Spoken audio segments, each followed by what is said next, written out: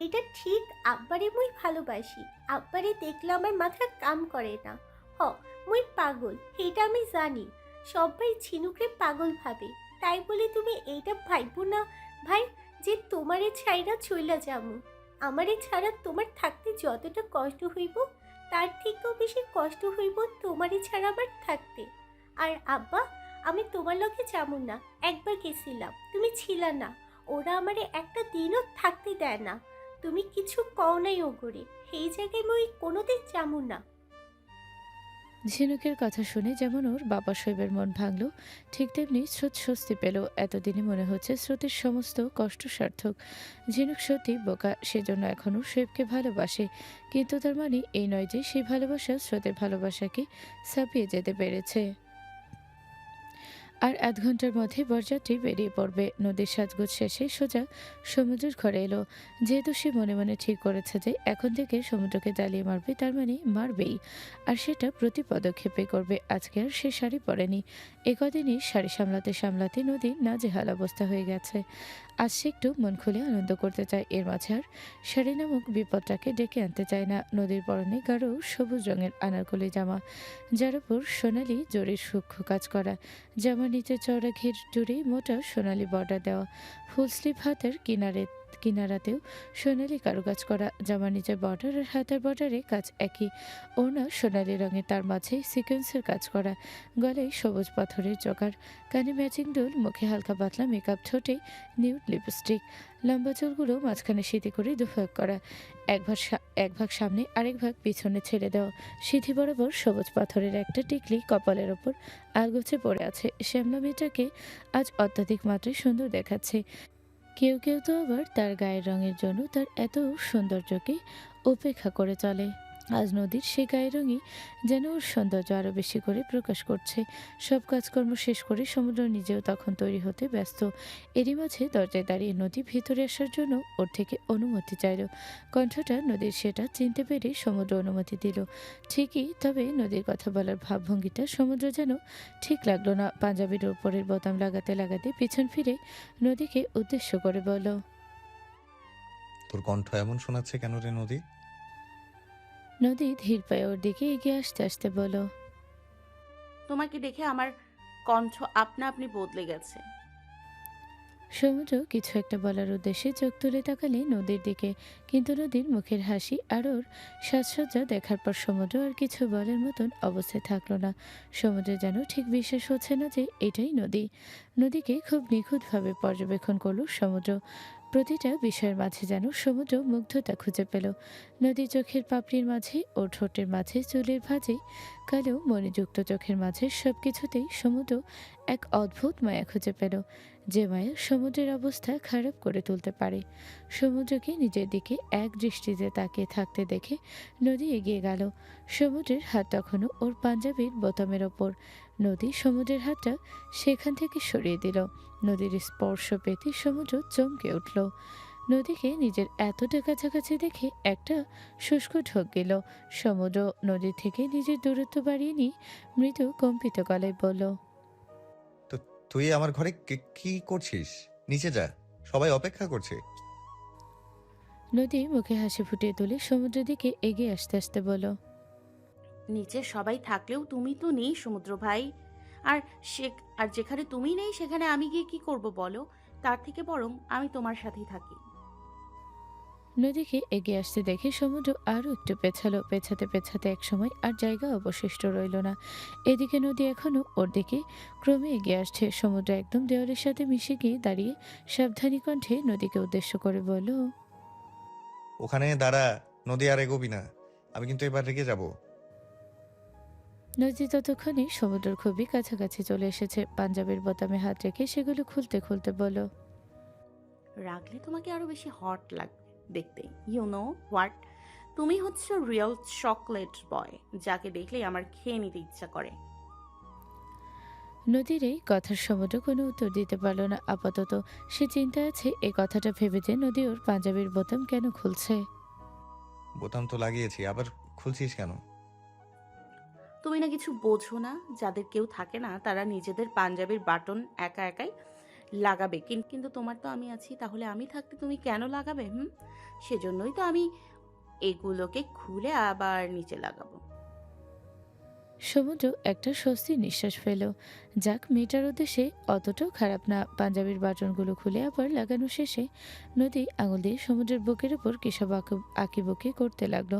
সমুদ্রের জন্য এখন নিঃশ্বাস নিতে ভীষণ কষ্ট হচ্ছে। হৃদস্পন্দনের গতি কয়েক গুণে হয়তো বেড়ে গিয়েছে। মনে হচ্ছে সেটা লাফাতে লাফাতে এখনই বেরিয়ে আসবে। না, আর সহ্য করা যাচ্ছে না। এর মাঝে আবার সমুদ্র তুমুল হারে ঘামছেও। সমুদ্রের এমন অবস্থা দেখে নদীর ভীষণ হাসি পাচ্ছে, কিন্তু নদী হাসল না। নিজের মন মতো আঁকিবুকি করতে করতে বলল, আমরা বিয়ে কবে করব সমুদ্র ভাই? নদীর এমন প্রশ্ন শুনে সমুদ্র বিস্ফোরিত নয়নে ওর দিকে তাকিয়ে বলল, কি যা তা বলছিস? বিয়ে কেন করতে যাব আমরা? হ্যাঁ, ওমা, বিয়ে করব না তো কি করব? দেখছো না চারিপাশে সবাই বিয়ে করছে, শুধু তুমি আর আমিই বাকি আছি। চলো না সমুদ্র ভাই, আজকেই কাজীকে ধরে আমরা দুজনে বিয়ে করে নিই। সমুদ্র অসহায় কণ্ঠে নদীকে বলল, যা করার পরে করবি। তুই আগে আমার কাছ থেকে সরে দাঁড়া প্লিজ। তুই জানিস আমার শ্বাসকষ্টের সমস্যা আছে। সমুদ্রের এমন আকুতি মিনতি করা কথাগুলো নদীর মন একটু গলাতে পারল না। সমুদ্র থেকে দূরে যাও তো বরং পরের কথা, বরং আরেকটু ঝুঁকে গেল ওর দিকে। ফিসফিস করে বলল, বেশ, সরে দাঁড়াবো, কিন্তু তার আগে একটা কাজ করব। কি? মনে আছে সেদিন নয়ন ভাইয়ার সামনে বলেছিলাম না যে এরপর থেকে তোমার গালে টপাটপ চুমু খেয়ে নিব? তাই করব এখন। সমুদ্র কঠিন গলায় নদীকে একটা ধমক দেওয়ার জন্য প্রস্তুতি নিল। ভাবলো আচ্ছা মতো বকা দেবে ওকে। কিছু বলছে না জন্য মাথায় উঠে গেছে, কিন্তু নদী সমুদ্রকে সেই সময় দিল না। সমুদ্র প্রস্তুতি নেওয়ার মাঝে নদী ওর গালে একটা চুমু খেয়ে ভৌ দৌড় দিল। এদিকে বেচারা সমুদ্র তখনও ঠাই দেওয়ালের সাথে লেগে দাঁড়িয়ে আছে। হিসাব মতো সমুদ্রের জায়গায় নদীর থাকার কথা ছিল। যে কাজগুলো সমুদ্রের করা উচিত ছিল সেই কাজগুলো নদী করে গেল। এ তো সমুদ্রের জন্য খুব লজ্জাজনক ব্যাপার। শেষে কিনা সমুদ্র নদীর কাছে নিজের সম্মান খোয়ালো। বিয়েবাড়ির সব ব্যস্ততা শেষে আপাতত সবাই যে যার যার ঘরে বিশ্রাম নিতে চলে গেছে। রাতটা আজও মোটেও পূর্ণিমার রাত না, বরং বাইরে ঘুটঘুটে অন্ধকার বিরাজমান। একটু আগে বাসর ঘরে সামনে শাওনের সাথে জোড়াজোড়ি করে বেশ মোটা অঙ্কের একটা টাকা হাতিয়ে নিয়েছে বাড়ির ছোট সদস্যরা। দলের প্রধান সদস্য ছিল নদী নিজে, আর ওকে সমাতালে সাপোর্ট করে গেছে ঝিনুক, মিষ্টি আর নয়ন। শ্রোতার সমুদ্রকে অবশ্য এসবের ধারে কাছেও পাওয়া যায়নি। তারা তখন বাড়িতে যেসব অতিথি থেকে গেছে তাদের শোয়ার বন্দোবস্ত করতে ব্যস্ত ছিল। বাড়িতে এখনও অগণিত অতিথি উপস্থিত, ফলে এক রুমে অনেকজনকে থাকতে দিতে হয়েছে। বেশি রাত হয়ে যাওয়ায় নুজাত, স্রোত আর ঝিনুকে ওদের বাড়ি ফিরে যেতে দেয়নি। অনেক আকুতি মিনতির পরে এই বাড়িতে থাকতে রাজি করাতে পেরেছে। নদীর রুমে জায়গা হয়েছে ঝিনুক, মিষ্টি আর উর্মির কয়েকজন বান্ধবীর। সমুদ্রকে নিজের ঘরে দখল ছাড়াতে হয়েছে। সমুদ্র আর নয়নের সাথে ঠিক করেছে আজকে ওদের বাড়ির ছাদেই রাত কাটাবে। ওদের সাথে অবশ্য আরেকজন যুক্ত হয়েছে, মিষ্টির বড় মামার ছেলে। বয়সের দিক দিয়ে ছোট, স্রোতের সমবয়সী হবে। ইঞ্জিনিয়ারিং পড়া শেষ করে এখন সে বেশ ভালো বেতনে চাকরি করে। নিজের এই ভাইপোকে নিয়ে জেসমিনের তাই গর্বের শেষ নেই। মাঝে মধ্যে স্রোতের সাথে তিনি ওর তুলনা দিয়ে স্রোতকে ছোট করতেও লেগে পড়েন। ফলস্বরূপ ধীরে ধীরে প্রীতম মিষ্টির চক্ষুশূলে পরিণত হয়েছে, কিন্তু প্রীতমের চোখে মিষ্টির আলাদাই কদর। সারাদিনে খাটুনির পর সমুদ্রের ভীষণ মাথা যন্ত্রণা করছে। ওপরে আসার সময় মিষ্টিকে বলে এসেছিল এক কাপ কড়া করে চা বানিয়ে দিতে। আপাতত সেই রান্নাঘরে সেই কাজেই ব্যস্ত। আর নদী তাকের উপর উঠে বসে বকবক করতে করতে মিষ্টির মাথা খারাপ করতে ব্যস্ত। মিষ্টি অবশ্য এসবে বিরক্ত হয় না, ওর বেশ ভালোই লাগে। নদী আসার আগে তো সারাদিন একা একাই বাড়িতে বসে থাকতো। মাঝে মধ্যে ঝিনুক আসতো, কিন্তু বেশিরভাগ সময় একা থাকতে হতো। রান্নাঘরের পাশ দিয়ে স্রোত সিঁড়ি বেয়ে উপরে যাওয়ার সময় এত রাতে ওদের দুজনকে সেখানে দেখে ভ্রু কুচকালো। এগিয়ে গিয়ে জিজ্ঞেস করলো, নদী, এত রাতে এখানে কি করছো তোমরা দুজন? মিষ্টি আপু সবার জন্য চা বানাচ্ছে। ও, তোমাকে দেব? মিষ্টির কথা শুনে স্রোত কিছুক্ষণ ভাবলো যে চাটা খাবে কি খাবে না। স্রোত ভাবনা জগতে নিমগ্ন থাকা অবস্থাতেই মিষ্টি পুনরায় বলে উঠল, থাক, আর বলতে হবে না। এক কাপ চা খাওয়াতে আমার বাবার সব সম্পত্তি ধ্বংস হয়ে যাবে না? আর হলে হবে। এত কাজ করার পর যে তোমার মাথা ব্যথা করে সেটা আমি জানি। স্রোত কিছু বলল না, হালকা হাসলো। কিছু একটা ভেবে মিষ্টি পুনরায় জিজ্ঞেস করলো স্রোতকে, কিছু খেয়েছো তুমি? ভাইয়া তো সেই দুপুরে খেয়েছিল, রাতে বললো আর খাবে না। আমার তো মনে হয় তোমারও কিছু খাওয়া হয়নি, তাই না? খিদে নেই। স্রোতের উত্তর শুনে মিষ্টি ওর দিকে কটমট দৃষ্টি নিক্ষেপ করে বলল, ইচ্ছে করছে গরম পানির মধ্যে চুবিয়ে ধরতে। অসভ্য ছেলে। মানুষ বিয়ের পরে বাচ্চা কাচ্চা কিভাবে মানুষ করবে সেই চিন্তায় থাকে, আর আমার বিয়ের পরে আগে এই জঙ্গলিটাকে মানুষ করতে হবে। মিষ্টির কথা শুনে নদী ফিক করে হেসে ফেল। ঠিক সেই মুহূর্তে সেখানে আগমন ঘটল প্রীতমের। মিষ্টির শেষের কয়েকটা কথার ছিটে ফোঁটা প্রীতমের কান অব্দি পৌঁছেছে। হাসতে হাসতে এগিয়ে সে মিষ্টির উদ্দেশ্য করে প্রশ্ন করলো, কিরে মিষ্টি, এখনো বাচ্চা কাচ্চার প্ল্যান করছিস? আগে বিয়েটা তো কর। প্রীতমের কণ্ঠটা কানে যেতেই মিষ্টির গায়ে আগুন ধরল যেন। স্রোত এক নজর প্রীতমের দিকে তাকিয়ে আবারও নিজের দৃষ্টি অন্যদিকে ঘুরিয়ে নিল। নদী আপাতত এখানে নীরব দর্শকের ভূমিকা পালন করছে। মিষ্টিকে কোনো উত্তর না দিতে দেখে প্রীতম পুনরায় জিজ্ঞেস করলো, কিরে বল, বাচ্চা কাচ্চা নিয়ে কি প্ল্যান করলি? আর বিয়ে বা কবে করছিস? মিষ্টি জোরপূর্বক হেসে বলল, আমার জামাই রাজি হলেই বিয়ে করে নেব প্রীতম ভাই, আর বাচ্চা কাচ্চার প্ল্যান তার সাথেই করব। প্রীতম পুনরায় হাস্যোজ্জ্বল কণ্ঠে বলল, আরে আমি তো যে কোনো সময় বিয়ে করতে রাজি, ফুফুও রাজি, তোর জন্যই তো সব কিছু আটকে আছে। শ্রোতা নদী দুজনে একযোগে বিস্ফোরিত নয়নে প্রীতমের দিকে তাকালো। ও রাজি আছে মানে কি? শ্রোতা এখন অপেক্ষা করছে মিষ্টির উত্তর শোনার জন্য। মিষ্টি পুনরায় জোরপূর্বক হেসে বলল, ছি ছি প্রীতম ভাই, এ আবার কেমন কথা? কোনো বোন তার ভাইকে বিয়ে করে? আজ অবধি কখনো শুনেছ এমন? এটা কি হয় বলুন তো? ছি ছি, এমন কথা আর কখনো বলবেন না, পাপ হবে তো। মিষ্টি এবার অগ্নিদৃষ্টি নিক্ষেপ করলো স্রোতের উপর। স্রোত, টেবিলে গিয়ে খেতে বসো, আমি খাবার গরম করে আনছি। বললাম তো খিদে। স্রোত নিজের কথা সম্পূর্ণ করতে পারল না। মিষ্টি এতটাই ভয়ঙ্কর দৃষ্টিতে ওর দিকে তাকিয়েছে যে আর সাহস করে উঠতে পারল না। ফ্রিজ থেকে খাবার বের করে শব্দ করে আবার ফ্রিজটা বন্ধ করলো। সেই শব্দে উপস্থিত তিনটা মানুষই যেন মৃদু কেঁপে উঠলো। চাগুলো কাপে ঢেলে ট্রে সমেত নদীকে দিয়ে বলল, যা, ছাদে দিয়ায়। নদী চুপচাপ বাথরুমের মতন ট্রেটা হাতে নিয়ে ছাদে চলে গেল। এদিকে মিষ্টির খুব মুখ থেকে বারবার স্রোত সম্বোধনটা শুনে প্রীতম কিঞ্চিত অবাক হলো। বয়সের দিক থেকে স্রোতর সমবয়সী, সেই হিসেবে তো মিষ্টির ওকে ভাই বলে ডাকা উচিত। এভাবে নাম ধরে সম্বোধন তো করার কথা না। প্রশ্নাত গলে জিজ্ঞেস করলো, স্মিত তো তোর থেকে বয়সে বড়, মিষ্টি আমার বয়সী, ওকে নাম ধরে ডাকছিস কেন? মিষ্টি নির্বিকার ভঙ্গিতে জবাবে বলো, কারণ ও আমার স্রোত, তাই। তোমার বয়সের জন্য তোমায় যা বলে ডাকি, ওকেও যে তাই বলে ডাকতে হবে এমন তো কোনো কথা নেই, তাই না? তুমি আলাদা, স্রোত আলাদা। মিষ্টির কথায় প্রীতমের কেন যেন কিছু একটা খটকা লাগলো। আর কথা বাড়ালো না, চুপচাপ ছাদের উদ্দেশ্যে পা বাড়ালো। মিষ্টি প্লেটে খাবার বেলে স্রোতের সামনে রাখলো। খাবার সময় টুকুতেই কিছু বলল না। খাওয়া শেষে হাত ধুয়ে চলে যাওয়ার সময় পিছন থেকে মিষ্টি গম্ভীর গলায় ওকে ডাকলো। স্রোত থামতেই মিষ্টি ওর সামনে গিয়ে দাঁড়ালো। চোখ মুখ কাঠিন্য, মুখ ফুটিয়ে তুলে বলল, তোমার সামনে কেউ একজন আমায় বিয়ে করবে বলছে, আর তুমি চুপচাপ শুনছো? স্রোত স্বাভাবিক কণ্ঠে উত্তরে বলল, আমার তো এখানে কিছু বলার নেই। ওনার সাথে যে আপনার বিয়ে ঠিক হয়েছে সে বিষয়ে তো আপনি আমাকে কিছু বলেননি।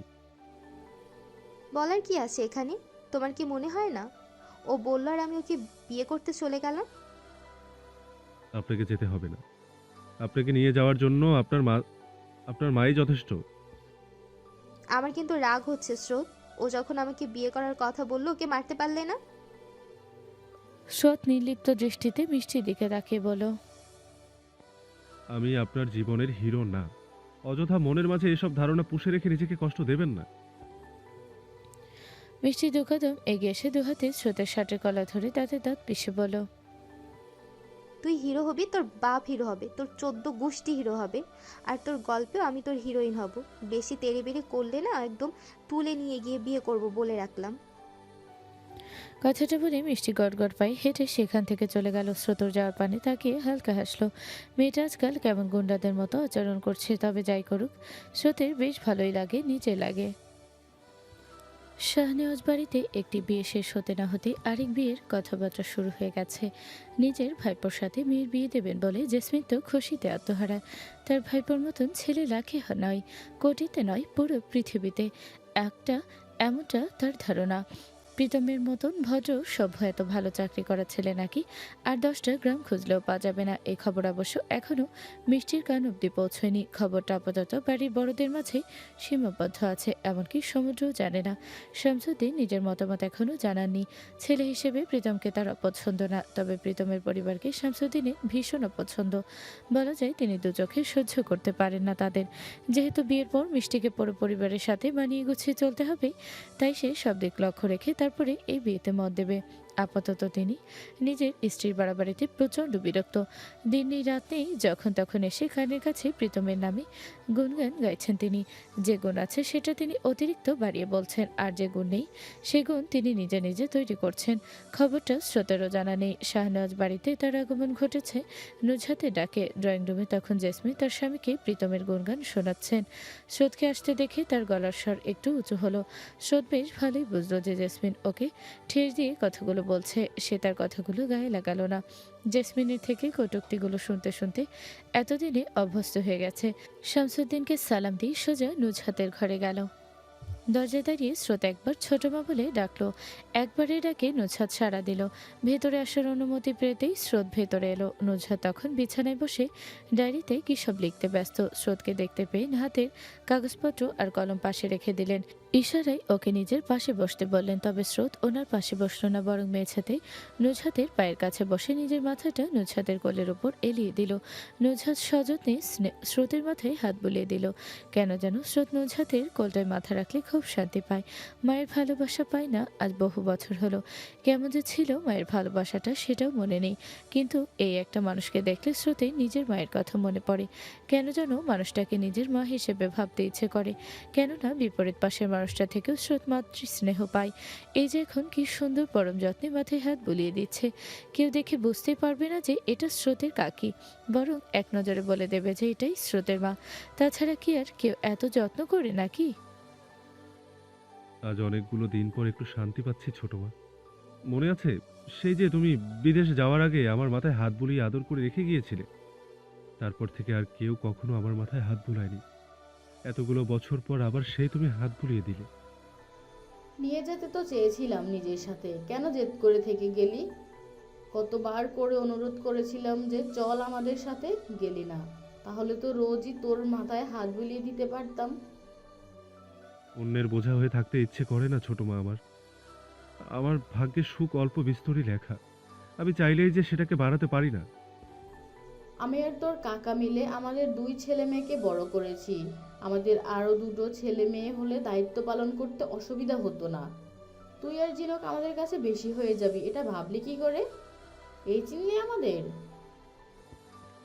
জানি ছোট মা, আমরা তোমাদের কাছে বেশি হব না, কিন্তু নিজের কাছে নিজেকে খুব ছোট লাগে। কতদিন তোমাদের বোঝা হয়ে থাকতাম, কতদিন আর বিরক্ত করতাম তোমাদের। নিজেদের দায়িত্ব তো নিজেকেই নিতে শিখতে হতো বলো।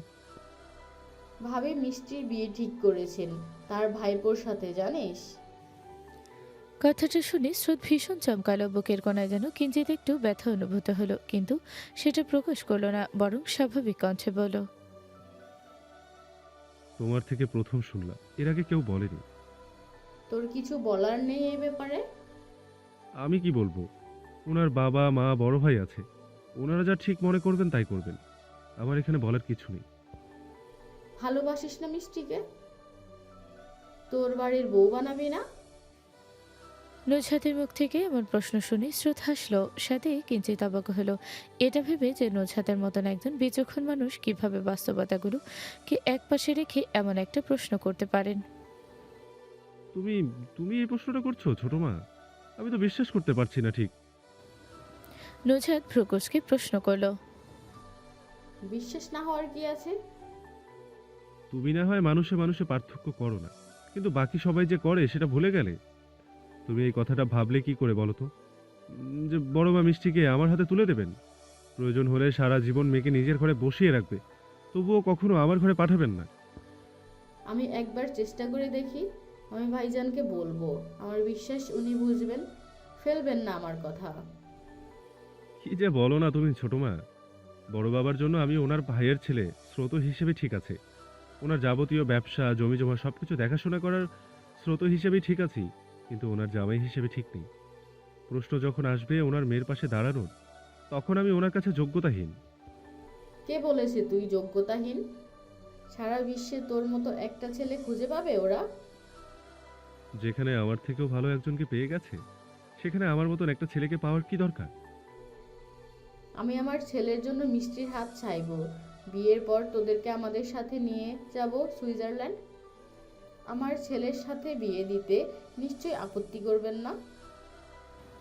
স্রোত নুজহাতের কোল থেকে মাথা তুলে শান্ত দৃষ্টিতে তাকালো, কিছু একটা বলতে চাইলো কিন্তু বলতে পারলো না। আবারও দৃষ্টি নামিয়ে নুজহাতের কোলের উপরই মাথা রাখলো। চোখের কোণায় জমা কয়েক ফোঁটা জল বৃদ্ধাঙ্গুলের সাহায্যে মুছে নিল। মুখে একটা কৃত্রিম হাসি ফুটিয়ে তুলে বলল, ব্যাপারটা এমন না যে আমি ওনাকে ভালোবাসলেই ওনাকে পেয়ে যাব। এখানে আমার ভালোবাসাটা খুব ছোট্ট, একটা প্রভাবও ফেলতে পারবে না। সব থেকে বড় কথা হলো, আমি যদি ওনাকে ভালোবাসিও তারপরও পাবো না। ভুলে যেও না ছোট মা, আমি নিঃস্ব, আমি এতিম। শাহনওয়াজ বাড়ির নাম, প্রতিপত্তি, ধন সম্পদ এসবের সাথে অনেককাল আগে আমার সম্পর্ক শেষ। অনেক তো আমাকে এখনো কেবল এই গ্রামের চেয়ারম্যান শামসুদ্দিন শাহনওয়াজের সব থেকে বিশ্বস্ত কর্মচারী হিসেবেই চেনে।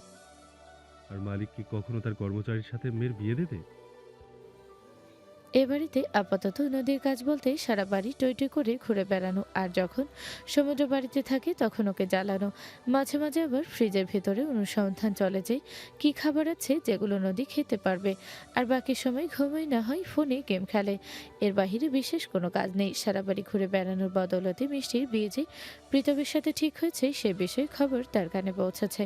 নিশ্চিত হয়েছে তার মা আবার বাবার মাঝে চলা কথোপকথন শুনে, কিন্তু এটা তো হওয়ার কথা না। কিন্তু মিষ্টি নদীকে বলেছে ও স্রোতকে ভালোবাসে, এমনকি স্রোত নাকি মিষ্টিকে ভালোবাসে, কিন্তু স্বীকার করে না। তাহলে তো হিসেব মতো মিষ্টির সাথে স্রোতের বিয়ে হওয়ার কথা।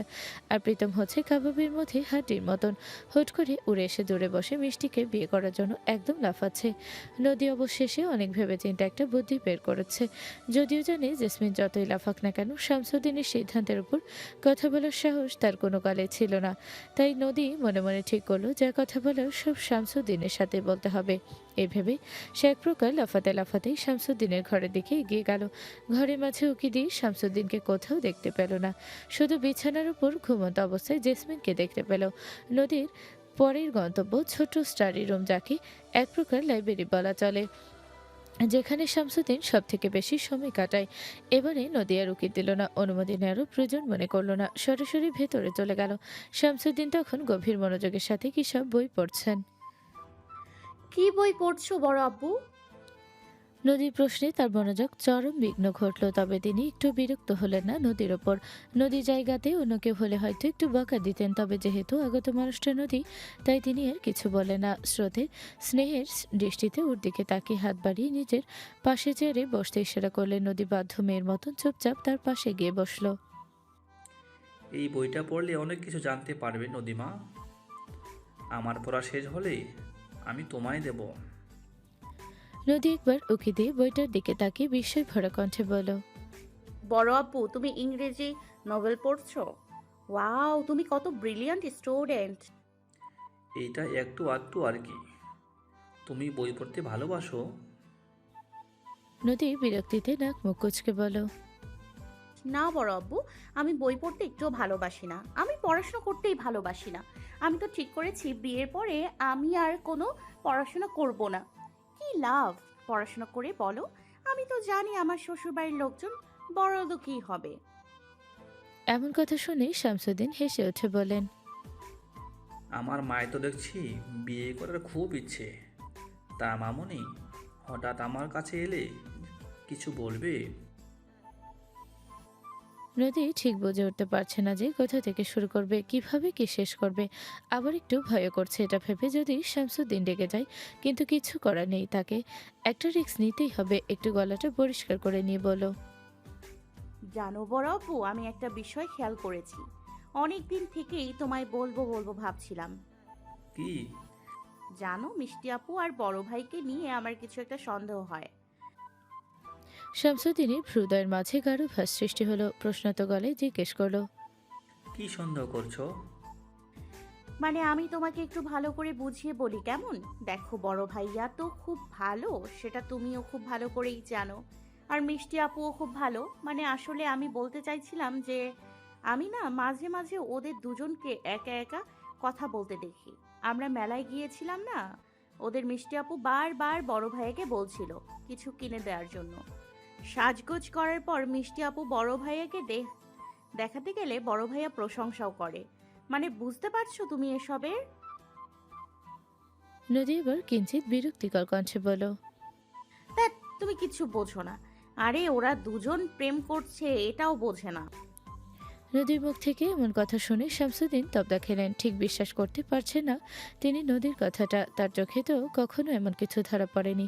নদীর কথাটা কি বিশ্বাসযোগ্য? সন্দেহ থাকায় প্রশ্ন করলেন তিনি। তুমি এতটা নিশ্চিত হচ্ছ কি করে? আমার চোখে তো এত কিছু পড়েনি। তো ওরা কি তোমায় দেখে দেখে প্রেম করবে? আমি আর সমুদ্র ভাই কি তোমাদের দেখিয়ে দেখিয়ে প্রেম করি নাকি? আমরা তো লুকিয়ে লুকিয়ে প্রেম করি। শামসুদ্দিন শাহনেওয়াজ আরেক দফা অবাক হলেন, কিন্তু একেবারে কথাটা নদী বলতে চায়নি। মুখ ফসকে বেরিয়ে গেছে। ফলস্বরূপ দুহাতেই নিজেই নিজের মুখ চেপে ধরল। চোখ বড় বড় করে শামসুদ্দিনের দিকে তাকাতে দেখল তিনি অবিশ্বাস্য দৃষ্টিতে নদীর দিকে তাকিয়ে আছেন। কি বললে তুমি? তুমি আর সমুদ্র লুকিয়ে লুকিয়ে? এসবের মানে কি নদীমা? নদী বুঝল এই কথাটা যখন একবার মুখ থেকে বেরিয়ে গেছে তাহলে আর ফেরত নেওয়ার কোনো উপায় নেই। তাই শামসুদ্দিনের দুই হাত ধরে অনুরোধ করে বলল। বড় আব্বু, তুমি সমুদ্র ভাইকে এসবের কিছু বলো না, তাহলে আমাকে খুব বকা দেবে। বকা দেবে মানে? তুমি যেসব বলছো সব সত্যি? স্রোত আর মিষ্টি, তুমি আর সমুদ্র, এসবের মানে কি? আমার মাথা তো তুমি এলোমেলো করে দিচ্ছ মামুনি। সত্যি বলছো নাকি আমার সাথে মজা করছো? আমি মজা করতে যাব কেন? সত্যি বলছি। দাঁড়াও, আগে তোমাকে মিষ্টি আপু আর বড় ভাইয়ের ব্যাপারটা পরিষ্কার করে বলি, তারপর আমাদেরটা বলবো। ততক্ষণ তুমি চুপচাপ মনোযোগ দিয়ে আমার কথাগুলো শোনো কেমন? শামসুদ্দিন কিছুক্ষণের জন্য চুপ করে মনোযোগ দিলেন নদীর কথায়। ওনাকে থামতে দেখে নদী বলা শুরু করলো। দেখো বড় আব্বু, বড় ভাইয়া খুব ভালো ছেলে। তুমি হাজার খুঁজলেও মিষ্টি আপুর জন্য বড় ভাইয়ার মতো কাউকে পাবে না। আর বড় ভাইয়ার সাথে মিষ্টি আপুর বিয়ে হলে মিষ্টি আপু এই গ্রামেই থাকতে পারবে। তুমি যখন খুশি মেয়েকে দেখতে পারবে।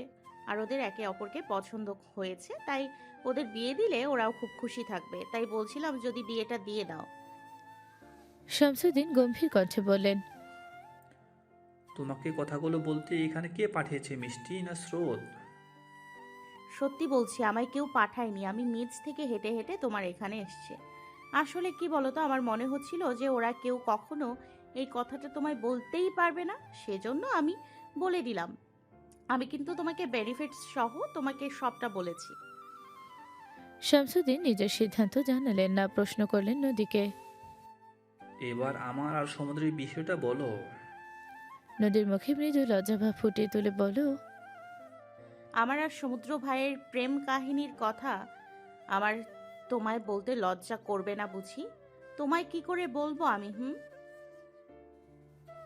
নদীর এমন ভাবভঙ্গি দেখে শামসুদ্দিন নিজেই যেন লজ্জা পেলেন। এলোমেলো দৃষ্টি ফেলে নিজেকে স্বাভাবিক করার চেষ্টা করলেন। নদীর দিকে আর তাকাতে পারলেন না। অন্যদিকে দৃষ্টি রেখে পুনরায় প্রশ্ন করলেন। লজ্জা করবে না বলো।